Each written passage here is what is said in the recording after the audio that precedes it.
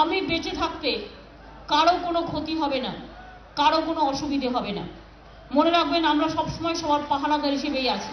জাতি উপজাতির কোনো দাঙ্গা বা কোনো উত্তেজনা বা কোনো প্ররোচনা দয়া করে কেউ সৃষ্টি করবেন না। আমি আপনাদের মুখে একটু হাসি দেখতে চাই। আমি রক্তের হোলি খেলতে চাই না, আর রক্তের হোলি আমরা দেখতে চাই না। বসন্তের ফাগুন দোল উৎসবের আগে আমি সবাইকে হাত জোর করে অনুরোধ করে যাব, রাজনৈতিকভাবে কারো আমাকে পছন্দ হতে পারে, নাও হতে পারে, সেটা তাদের নিজস্ব অধিকার। কিন্তু মনে রাখবেন, আমি একা করে খাবো তাই শুধু আগুন জ্বালাবো, এটা আমি কাউকে করতে দেব না।